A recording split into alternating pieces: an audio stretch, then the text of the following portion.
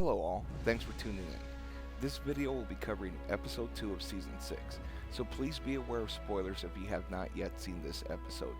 Also, quick warning for book spoilers if you haven't read the series, as season 6 is backtracking a bit and covering things that have already happened in the books previous to this point, but are now just making their round to the show. As always, please wait until the end to find out who this week's MVP choices are for this episode. Now, I've always believed that life is like a long chain. This is where I believe the phrase chain of events comes into play. But I believe that every moment in life is a part of that chain, not just current events. Basically, everything you've done and everything that's been done to you from the day that you were born has contributed to who you are and where you are in life right now.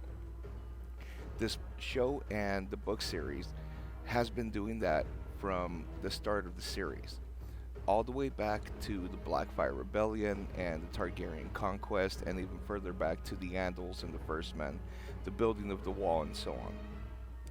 If any of those links in the chain had been broken, or a different choice had been made throughout that, or there even been a different outcome those hundreds or even thousands of years ago, then the events of today's series would also be different. While I don't believe in prophecy, I believe that people's choices and decisions help drive their fate and the fate of those around them. With that said, let's begin.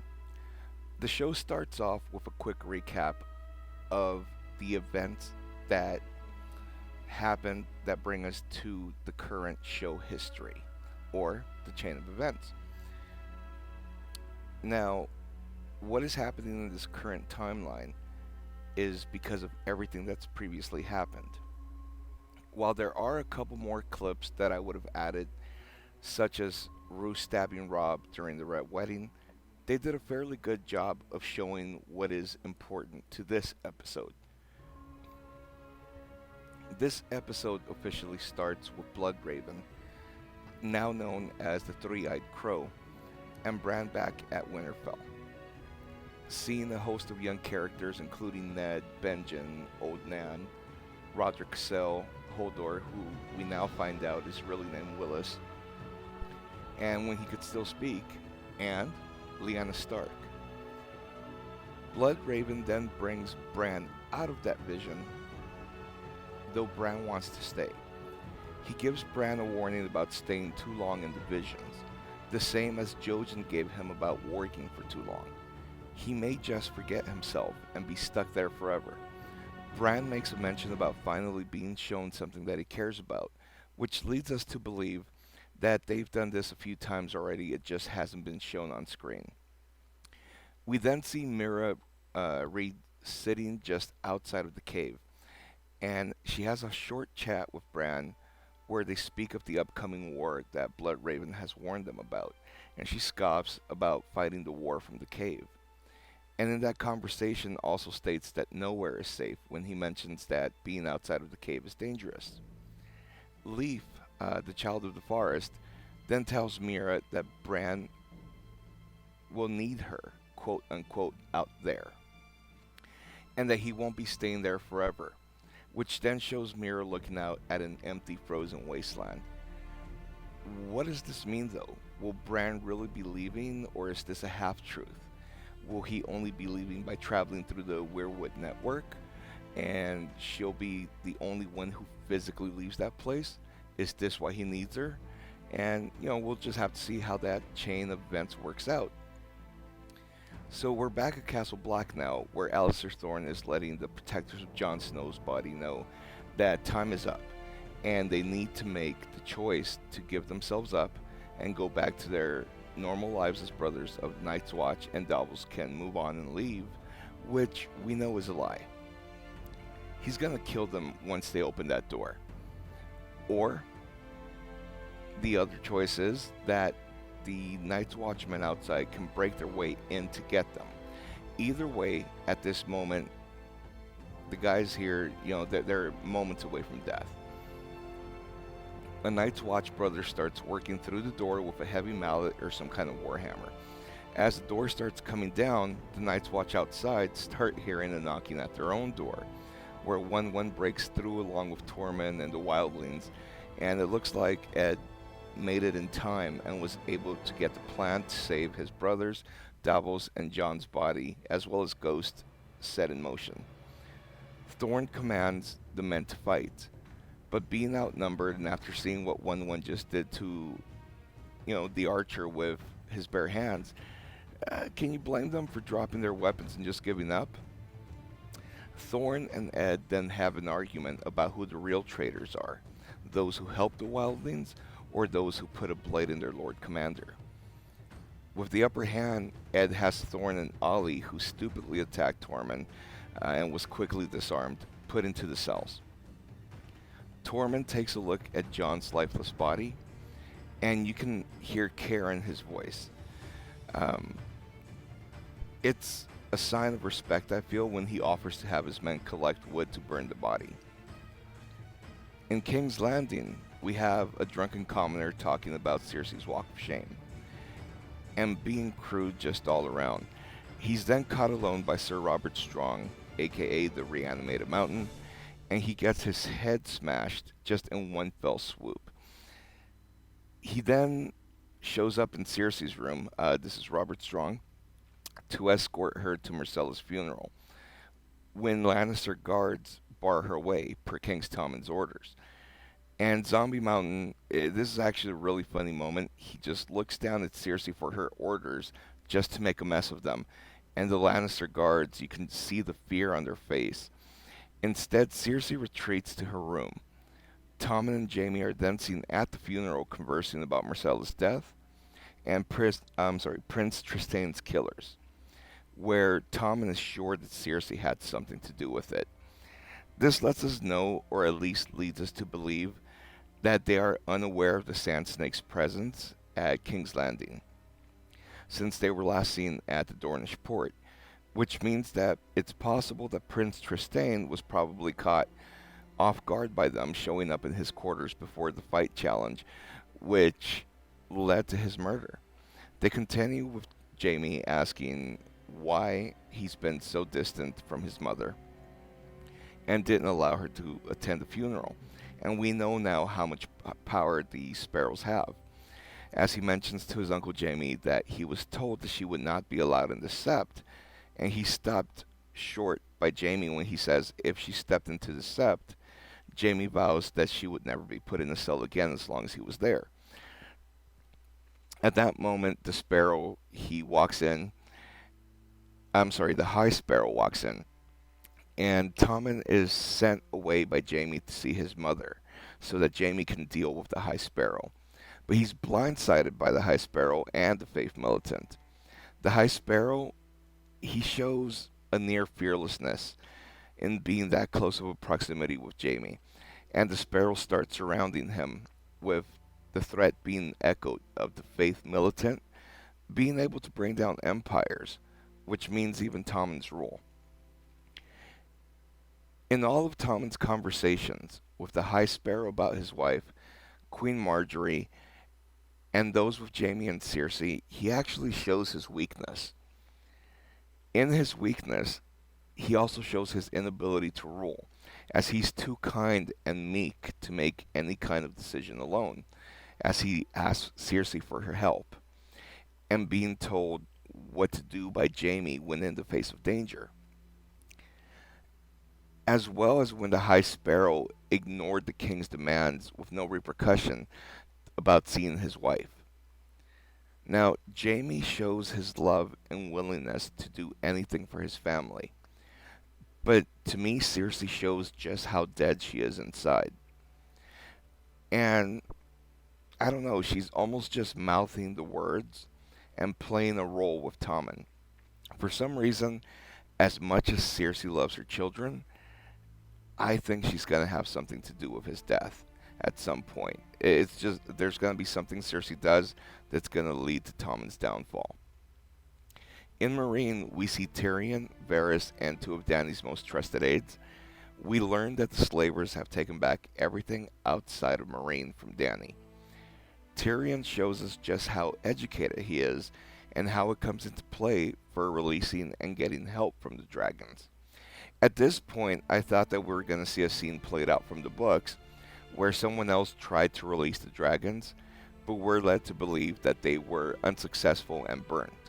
This didn't happen here, so one can only wonder about the book character. What really stood out to me, though, other than Tyrion's fear, was that he was actually very emotional at the moment that he was able to touch the dragons, showing what I believe is a love that he has for them, or at least dragons in general. He starts talking to the dragons and telling them a story about how he wanted a dragon as a child. Also, the dragons, they showed their intelligence by allowing Tyrion to release them and giving him access to the lock. Once this is over, we see Tyrion realizing how dangerously stupid this was and how quickly things could have gone wrong. So, he asks Varys, punch me in the mouth next time I have a stupid idea. In Bravos, we see the waif has returned to beat on Arya, some more from the day before, just as she promised. And Jaqen Hagar, or at least the faceless man who wears the face of Jaqen, put Arya through another test, which she passes, of course. But what I did get from the scene is that Arya not only answered correctly, but she did give her name as asked by the faceless man, in answering the question about her name as a girl has no name. She has given her newly acquired identity. She is nameless. She is a girl with no name. A girl has no name is her name. Again, this week, just as last week, it was fairly uneventful, but part of the chain in the link required to bring us to the intended end of the story. Arya, so far, she seems to be getting the smallest amount of time and the most uneventful scenes, but in that short time, there's actually a lot more happening than in other longer character sequences. She's learned to survive blind and as a beggar. She also showed her tenacity by staying in the same area where she received a beating once before, knowing that the waif would return. Even though she was fighting a losing battle against a foe who had an edge over her, she showed that she could be a faceless person, since they are often found in those situations with the odds against them and in their missions. A girl is not a beggar anymore. What is she now then? Well, we'll have to find out next week, or whenever they decide to give us another snippet, or finally a fleshed out scene with more of Arya's storyline. We cut to Winterfell, where a Karstark is giving the report of the dead Bolton soldiers. Again, we see Roose berating Ramsay. Ramsay has an idea as to where Sansa's heading, which he believes to be Castle Black, where they still believe that Jon is still alive. So we know that no ravens have been sent out to announce his death yet. Realizing that he's Ned Stark's last surviving son, or so the realm thinks, Ramsay wants to murder Jon per the Karstark belief that any Stark returning to Winterfell would be the Bolton's undoing. Roose is smarter than this, though, at this point, and he knows that killing the Lord Commander of the Night's Watch would turn the North against them. But Ramsay shows that he's been scheming all along. He knows who has the strongest armies in the North, and he seems to have them in his pocket, with the assurance that the Starks lost Karstark loyalty when Robb beheaded their lord. Just then, the Maester walks in to announce that Walda has given birth to a new son. This is where last week's threats from Roose to Ramsay about a new trueborn heir come into play, and Ramsay kills his father. Interestingly enough, he hits him with the same shot that Roose used to kill Robb with. This was when he gave him the line, "The Lannisters send their regards." Ramsay then orders to see Walda and the baby while giving the Maester instructions to send out ravens to let the Lords of the North know that Roose has died by poisoning by their enemies.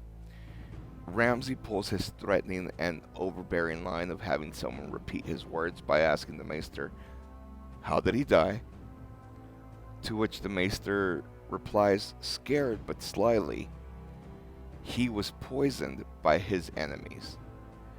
Not our enemies, not House Bolton's enemies, but Roose's enemies. Which at this point in time, we know it's Ramsay and House Karstark. Upon seeing the baby boy and Walda, he leads them to the kennels and lets her know that he is now Lord Bolton, and that he preferred being an only child, sicking his dogs on Walda and the baby, even though she begged for their lives and promised to leave Winterfell. Ramsay has now shown us how truly psychotic he really is, if we didn't think he was psychotic before, and how even blood ties mean nothing to him, and he's just ready to get rid of anything that gets in his way of power. We cut to Sansa and Brienne having a conversation about Arya, and the conversation takes an emotional turn when Brienne asks her what happened at Winterfell. Unfortunately, we all know of Sansa's rape and torture, but her silence said a lot more than any words could have. And Theon comes face to face with his treacherous ways, and he fears that he will die once Jon sets eyes on him. Sansa promises to keep him alive in this turn of events, where he was trying to keep her alive before.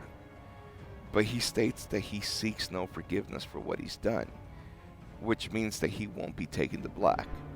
He asks instead to take one of the horses, stating that she's safer with Brienne and Pod than she is with him. When she asks where he'll go, he states home. At this time, though, we don't know if he means Winterfell, because he's still, brainwashed possibly, and he's probably fighting the brainwashing of Ramsay, or if he means the Iron Islands, and he really is going home. At the Iron Islands, we see Yara and Balon arguing about tactics. We now also have another father threaten his heir with creating a new heir that will do as he says if his child doesn't do what they are told. We see Balon walk out to a bridge where a cloaked man, who we now know is Euron Greyjoy, Balon's younger brother, is standing in his way. They also have words about who should be sitting on the Salt Throne, and in his anger, Balon pulls out a blade slicing Euron's face and is tossed over the bridge to his death. In the books, it's said that he had something like a heart attack on the bridge, or that a storm pushed him over, though it was believed that a faceless man may have been to blame. It's actually very interesting at this point, because during their conversation, Euron tells Balon, "I am the storm." So maybe in the books it truly was the storm that pushed him over. We then get to see the burial ceremony of the Iron Men, which is very different from those who believe in the Seven and those who believe in the old gods, as their god is the drowned god. In their own form of ashes to ashes and dust to dust, they return the body to the sea so that the body may feed the creatures of the drowned god's domain. When Yara swears revenge by the South Throne, a priest of the drowned god lets her know that it is not her throne to swear on. On the Iron Islands, at least on the show, they don't follow the same lines of succession as the rest of Westeros. They have a king's moot, in which all the clans, or the houses there, vote on the new king or lord. While this does happen in the books, we know that it's been a long time since they've actually had a king's moot, and they did in fact follow the same lines of succession as the rest of Westeros, where the oldest son took the place of the father, or the oldest surviving son. It only becomes an issue in the books when Balon has no son known to be alive to take his place, and his brothers Euron and Victorion, as well as his daughter, and even other houses start laying claim to the throne. So it's put to a vote. We will see this in later episodes, though not in the same way that they showed it in the books, I believe. Back at Castle Black, we see Davos have an interaction with Melisandre. It's about Jon Snow and if she can bring him back. Now, the interesting part here is that Melisandre has shown that she's lost all faith and doesn't even pretend to know anything. When Davos walks in on her staring into the flames, he states, "I assume you know why I'm here." And she just responds, "I will when you tell me." This is a very powerful moment because Melisandre is now defeated and either chooses to see nothing of the flames, she's ignoring the flames, or her loss in faith has her doubting any vision that she does see. Davos speaks to her and he convinces her, in a way showing her that he has faith in her, to try and bring back Jon Snow. And this is a man who spent his whole time trying to get rid of Melisandre, but seeing her work, he tells her that he now believes in miracles, and he hopes that she can pull off just one more. We then see her preparing Jon's body for a ritual, and we hear her praying over his body. She does this for several minutes, even asking her God, or maybe even Jon's body, please. I think that's very, very. I hate to use it again, but it is a powerful moment because it almost sounds like she's begging. She's begging to find her faith again. So that please it's almost heartbreaking to see her go through that. And Tormund and the others, they just kind of sneer it off, and everyone begins to walk away. Davos is the last one seen leaving the room. It then pans to Ghost, who wakes from his sleep and moves his head in the direction of Jon's body, to which we see him open his eyes and he gasps for air as if he'd been drowning. Now, this actually has me asking more questions than is Jon coming back, which was the big question before. Jon was resurrected in a different way than Beric Dondarrion was resurrected. He wasn't given the last kiss where they breathe fire into the body. So I'm wondering if different types of resurrection have different types of effects on the person. Beric stated that every time that he came back, he lost more and more of himself. How much of himself has Jon lost, if anything at all? Will this kind of resurrection affect him less or more than the last kiss? While we have our questions answered to if Jon was alive or coming back, we don't know how much of Jon we actually have back. Hopefully we'll find out next episode and won't have to wait too long for this answer. Okay, so now it's time for this episode's MVP. Only this time, I will not choose the MVP, though I will make nominations and announce the MVP in my next video. Was it Arya for enduring? Was it Davos for giving Melisandre at least enough faith to try to resurrect Jon? Was it Ed and the Wildlings for getting there in time to save Jon's crew? Or, as much of an ass as he is, was it Ramsay for killing Roose? Let me know in the comments who you think this week's MVP should be by liking the comment with their name, and I will announce it in next week's video. Also, if you thought someone else should have been nominated for MVP, please write their name in the comment section below. Don't forget to like and subscribe. See you next time.